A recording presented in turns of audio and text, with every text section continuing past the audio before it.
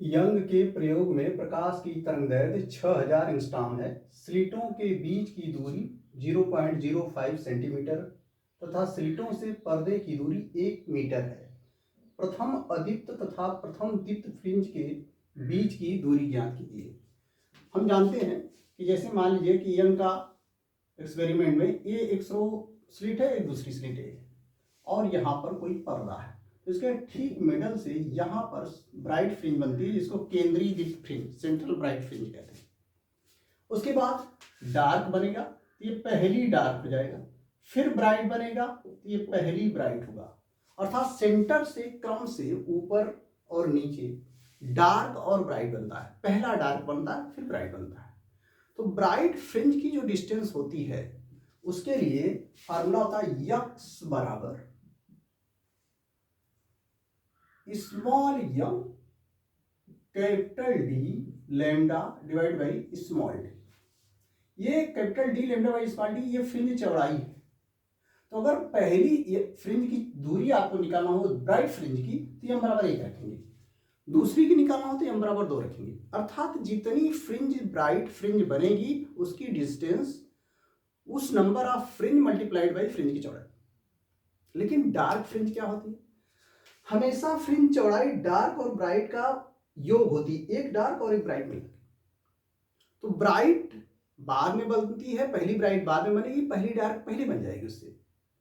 तो आप हमेशा जब डार्क फ्रिंज की डिस्टेंस निकालना होगा तो जो ब्राइट फ्रिंज की डिस्टेंस है उसमें से आधा कम कर देंगे फ्रिंज चौड़ाई, वही आ जाएगा। जैसे चौथी ब्राइट फ्रिंज की दूरी यहां पर 4 लिखेंगे तो 4d लैम्डा बाई डी होगा। और आपसे पूछा जाए चौथी डार्क फ्रिंज की दूरी तो 4 में से आधा घटाएंगे तो 3.5 आएगा। तो 3.5 capital D lambda by small D चौथी डार्क की दूरी होगी। फार्मूला ये होता है ब्राइट के लिए, तो ये होता है डार्क फ्रिंज की डिस्टेंस यक्स डी बराबर होता है 2m minus 1 into capital D lambda और divide by small D into 2 into small D. यहां पर यम बराबर 1 रखेंगे तो पहली डार्क फ्रिंज की डिस्टेंस मिल जाएगी। यम 1 रखेंगे, 2 में से 1 घटाएंगे तो आएगा डी लैम्डा बटे 2d। यहां पर यम बराबर 1 रखेंगे तो डी लैम्डा बटे डी आ जाएगा। इसका मतलब इसका आधा है। तो इस तरह से आपको प्रथम अदीप्त और प्रथम दीप्त के बीच की दूरी निकालना है। जो दिया है वो लिख लीजिए। लैम्डा की वैल्यू दिया है आपको 6000 एंगस्ट्रॉम। कैपिटल डी की वैल्यू आपको दिया है 1 मीटर। स्मॉल डी की वैल्यू दिया है 0.05 सेंटीमीटर और इसको मीटर में अगर बदलेंगे तो 0.05 इंटू 10 के पावर माइनस 2 मीटर हो जाएगा।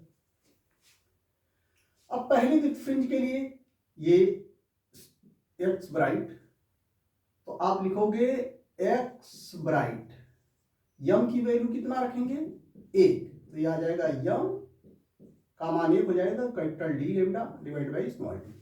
पहली डार्क के लिए यक्स डी, यम बराबर 1 रखेंगे, यम बराबर 1, तो यम बराबर 1 रखेंगे तो 2 गुणे 1 ऋण 1 यहां पर और capital D lambda divide by 2 into small D. ये आपका आएगा x small D capital D dark fringe की दूरी 2 में से 1 घटाएंगे 1 आ जाएगा तो ये जाएगा capital D lambda divide by 2 into small D.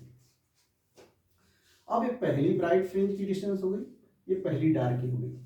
तो दोनों के बीच डिस्टेंस यक्स बी और माइनस यक्स डी, घटाएंगे इसमें से capital D lambda divide by small D minus capital D lambda divide by 2। जब घटाएंगे तो इतना आ जाएगा capital D lambda divide by 2d। ये आपकी डिस्टेंस होगी दोनों के बीच की। यहाँ 2 से मल्टीप्लाई करेंगे 2 ऊपर हो जाएगा तो 2d का, तो आप 2d लैम्डा बटे 2d माइनस डी लैम्डा बटे 2d इतना आ जाएगा।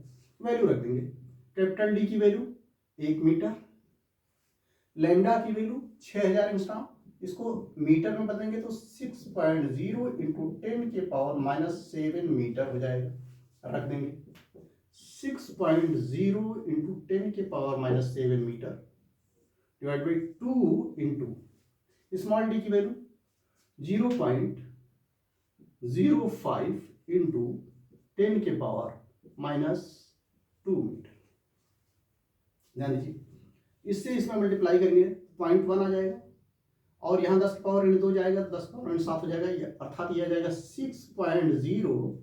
10⁻7 ये ऊपर गया तो 10⁻5 आ गया और डिवाइड बाई 2 से इसमें मल्टीप्लाई किया तो 0.1 आ जाएगा। इतना मीटर में ये ऋण है 10⁻1 ऊपर गया 10⁻4 हो जाएगा तो ये आ जाएगा आपका 6.0 इंटू 10⁻⁻4 मीटर में आया। 4 है, इसको आप इस तरह लिख सकते हो 0.6 इंटू 10⁻³ मीटर। 10⁻³ मीटर है, अगर मिलीमीटर में आप इसको चेंज करेंगे तो 1000 का मल्टीप्लाई करेंगे तो ये खत्म हो जाएगा, तो आ जाएगा आपका 0.6 मिलीमीटर। तो पहली ब्राइट और पहली डार्क के बीच की दूरी 0.6 मिलीमीटर होगी।